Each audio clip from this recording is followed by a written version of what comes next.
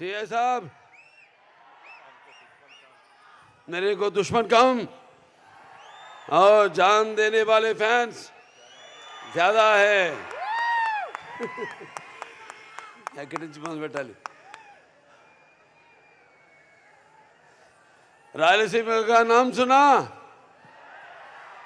वो मेरा अड्डा। దేశానికి ఒక రాష్ట్రపతినిచ్చింది రాయలసీమ. అవిభక్త ఆంధ్ర రాష్ట్రానికి 6 ముఖ్యమంత్రులు ఇచ్చింది రాయలసీమ. తెలుగు జాతి కోసం పిడికిలి బిగించిన ఒక మహనీయుడిని గుండెల్లో పెట్టుకుంది రాయలసీమ. ప్రపంచ పటంలో మన ఆంధ్ర రాష్ట్రాన్ని విజనరీ చేసింది ఒక రాయలసీమ. ఇది రాయలసీమ కాదు, రాయలసీమ. सारे जहां से अच्छा हिंदू सीता हमारा, हम बुलबुले इसके ये गुल सीता हमारा.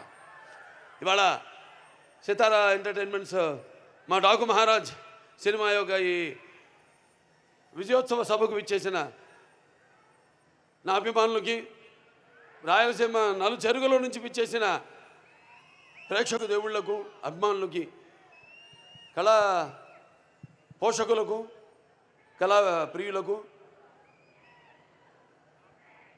అలాగే ఇక్కడ సభకు విచ్చేసిన నా సహచర శాసనసభ్యులైతేనేమి, మంత్రివర్యులు, శాసన మండలి సభ్యులు, వివిధ హోదాల్లో ఉన్న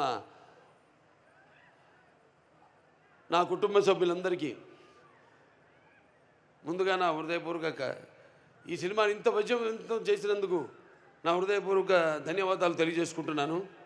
పాత్రికేయులకు, ఎలక్ట్రానిక్ మీడియా, ప్రింట్ మీడియా వారికి అందరికీ కూడా నా కృతజ్ఞతలు తెలియజేసుకుంటున్నాను.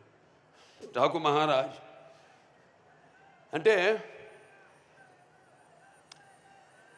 ఒక చెప్పడం జరిగింది, ఒక పాత్ర నుంచి పుట్టుకొచ్చింది. ఎంతో ఒక సినిమా అంతా ఎంతో ఒక సర్వే చేస్తాం. ఈ మధ్య సర్వే చేయాలి అంటే నాకు అవసరం లేదు, అయినా ఒక తపన, మా అందరిలో తపన. మా దర్శకుడు బాబీ అయితేనేమి, మా నందమూరి ఎన్బికే తమ్మన్ గారు అయితేనేమి, ఎంతో రీసెర్చ్ చేస్తాం. ఏదో చేయాలి, ఇంకా ఏదో ఇవ్వాలి అనే ఒక ఆవేశం, ఒక తపన. ఆ తపనే ఒక చిన్న పాత్ర ఆదిత్య 369లో నేను 91లో చేశాను, 1991లో. అది నాకు గుర్తుండిపోయింది, ఎందుకంటే నా అమ్మాయిలు ఎప్పుడు నా గుండెల్లో ఉంటారు. అంటే భావస్తురాణి జన్మాంతర సౌహృదాన్ని అంటారు.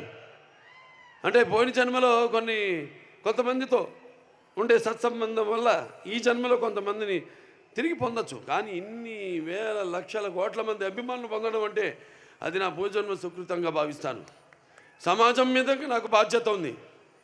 అలాగే నా అభిమానుల్ని వాళ్ళు కూడా కార్లలో ఎగరేసి గర్వపడేలా చూసుకునే బాధ్యత కూడా నా మీద ఉంది. ఎందుకంటే మేము ఎప్పుడు అలా ఆలోచించను. అభిమానులు అంటే చెప్పినట్టు ఒక పెద్ద కుటుంబాన్ని ఇచ్చి వెళ్ళారు ఎన్టీ రామారావు గారు. అందుకే నాకు అంత ధన్యమైన జన్మనిచ్చి నన్ను మీ అందరి గుండెల్లో ఆయనకి ప్రతిరూపంగా నిలిపినందుకు దైవాంశ సంభూతుడు, విశ్వానికే విశ్వ నట రూపం ఏంటో చూపించిన నా తండ్రి, గురువు, దైవం, కారణజన్ముడైన విశ్వవిఖ్యాత నట సార్వభౌమ నటరత్న తెలుగుదేశం పార్టీ వ్యవస్థాపకులు డాక్టర్ పద్మశ్రీ నందమూరి తారక రామారావు గారు మమ్మల్ని గెలిపారు.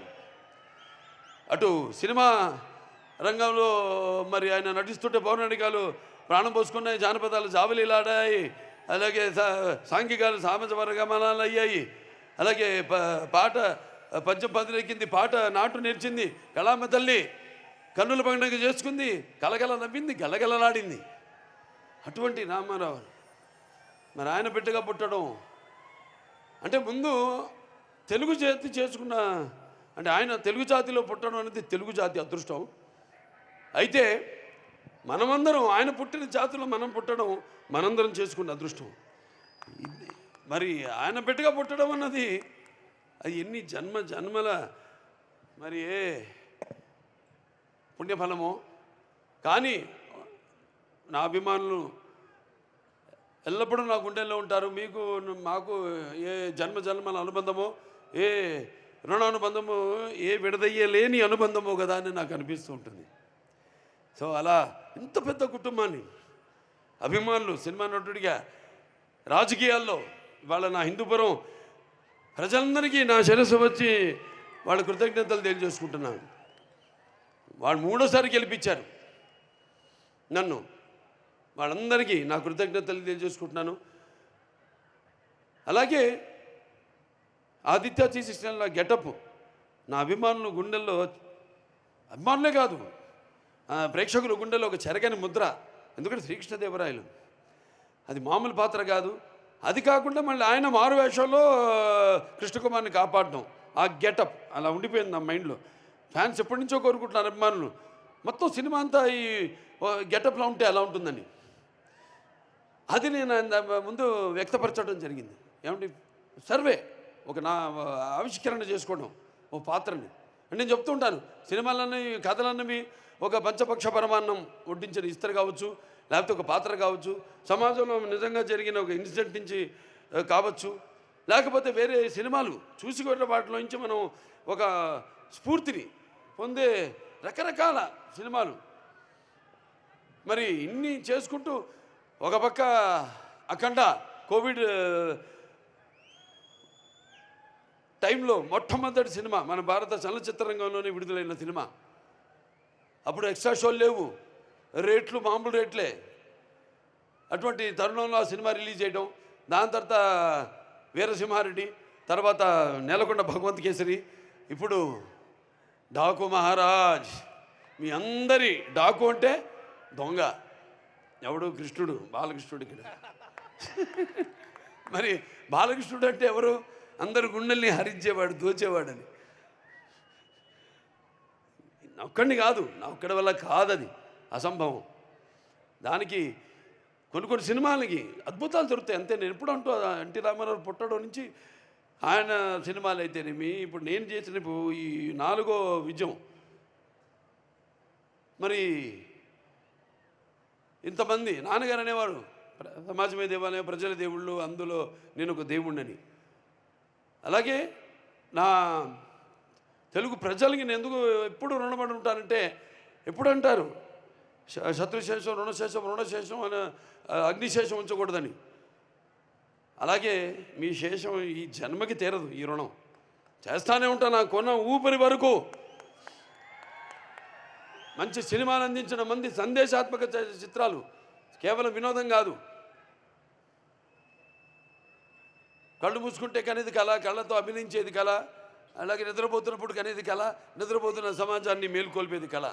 అన్ని రకాలుగా మంచి సందేశాలు ఇస్తూ, ఇంకా వైవిధ్యమైన పాత్రలతో. కొంతమంది అంటుంటారు, ఏం చూసి బాలకృష్ణతో పొగరని.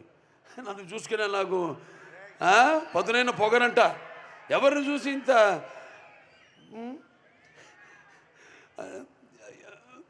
అంటే అన్నీ తెలుసా వీడికి అనుకుంటారు. నన్ను నేను తెలిసే కంటే గొప్ప విద్య లేదని ఒక సవాలుగా నిలబడతా. ఎవరిని చూసుకుని అంత ధైర్యం అంటారు.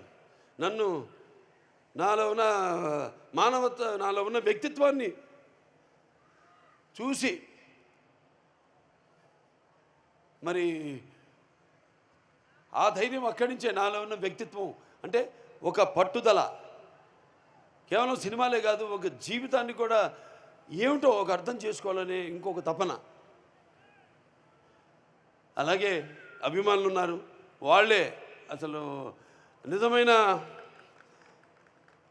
నా ప్రచారకర్తలు. నేను ఎప్పుడు పట్టించుకోను సినిమాలు కలెక్షన్స్ గురించి కానీ, రన్ గురించి కానీ, వేట్ల గురించి నేను ఎక్కువ పట్టించుకోను. కానీ వాళ్ళకి తెలుసు నా రికార్డ్స్ అన్నీ ఒరిజినల్ అని, నా అవార్డ్స్ అన్నీ ఒరిజినల్ అని, నా రివార్డ్స్ అన్నీ ఒరిజినల్ అని. అయినా ఇవాళ ఈ సినిమాలన్నీ కేవలం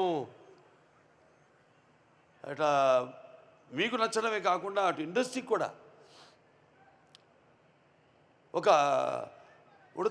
అటు పరోక్షంగా ఎంతోమంది ఉన్నారు సినిమా మీద ఆధారపడి సినిమా ఇండస్ట్రీలో. అటు ఎగ్జిబిటర్స్ అయితేనేమి, పంపిణీదారులు అయితేనేమి, సినిమాకు పనిచేస్తున్న వాళ్ళు అయితేనేమి, వాళ్ళందరూ కూడా వాళ్ళందరూ ఆనందంగా ఉండడమే నాకు కావాలి. అలాగే మంచి సినిమాల వల్ల మంచి సందేశంతో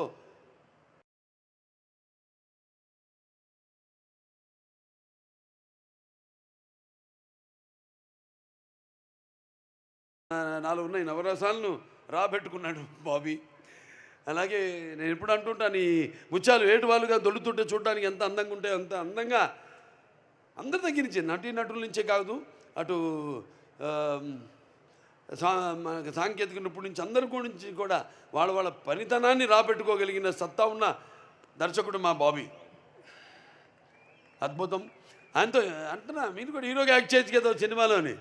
అంటే ఆయన ఎంత హ్యాండ్సమ్గా స్టైలిష్గా ఉంటాడో, నన్ను కూడా మొదటి భాగంలో అంత స్టైలిష్గా అంత అందంగా చూపించాడు.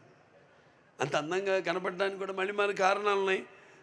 వేషధారణ, ఆహార్యం, మరి వాచకం, ఇవన్నీ ఉంటాయి. నన్నంత అందంగా చూపించిన మేకప్ అండ్ మహేష్ ఉన్నాడు. అయితే మా మా పర్సనల్ ప్రొడక్షన్ మేనేజర్ అశోక్, కుర్రాడి నుంచి కూడా సురేష్, అందరూ కూడా. అంటే నేను పొద్దున్న వెళ్ళిపోతాను, ముహూర్తాలు చూసుకుని వెళ్ళిపోతాను. ఆ టైంకి ఒక పక్క చలి, ఆ చలిలో వద్దరా మీరు అందరూ ఉండద్దు అక్కడ, నేను వెళ్ళిపోయి వాడు 10ంటికి షార్ట్ చెప్పారు, నేను రెడీ అవుతానంటే ఉండి టెన్షన్గా వాళ్ళు కూడా బయలుదేరి ముహూర్తాలు పెట్టేవాడిని. బయలుదేరి రండి చచ్చినట్టుకి, నేను బయలుదేరిన ముహూర్తాలకి వాళ్ళు బయలుదేరాలి, ఏం చేస్తారు అలా. సరే ప్రతి ఒక్కరు అందరూ కష్టపడ్డారు. ఇక మా తమ్మన్న గారి నుంచి ప్రత్యేకంగా ఏం చెప్పక్కర్లే, ఏం చెప్పాలా నీకు ఏదో అంటాను. సప్త సాగర సంఘర్షణ తరంగ జ్వలిత శబ్దోద్భవ మాధురి శబ్ద స్వరాలైన సరిగమ్మ పదని సంగీత సాహిత్య మృదు గీతాలు వినడానికి మరి భాషా భేదం కానీ, ఆడమగ తేడా కానీ, లేకపోతే పండిత బామరాది పట్టు విడుపుడుపు కానీ, ధనిక దారిద్రాది తారతమ్యములు కానీ, అభిమానం దురభిమానులనే అడ్డకట్టలు గోడలు కానీ ఉండవని నేను ఇప్పుడు చెప్తుంటాను. ఆనాడు మనం చూసాము, చదివాం. ప్రతి సృష్టికర్త అయిన విశ్వామిత్రుడే తపస్సురించి నిజ జీవితానికి వచ్చాడని, అలాగే శ్రీకృష్ణుడి వేణుగానానికి ఆవుల మందం గోవుల మందం మేపు మాని మోకరిలైనవి.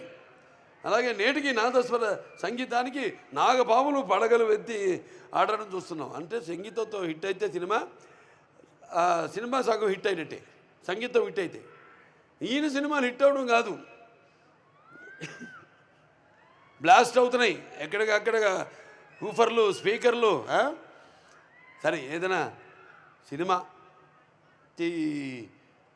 సినిమాని అర్థం చేసుకోండి మీరు. సినిమానికి మామూలుగా పందాలు వాళ్ళ పని నెరవేర్చడం వేరు, నిర్వర్తించడం వేరు బాధ్యతని. అది బాధ్యత కాదు, కానీ ఇక్కడ బాధ్యత. ఇంత కంటెంట్ ఇస్తున్నాం, ఇచ్చినప్పుడు దానికి స్పందన ఎలా ఉంటుందనేది జనం నుంచి కాదు, ముందు మా నుంచి రావాలి స్పందన.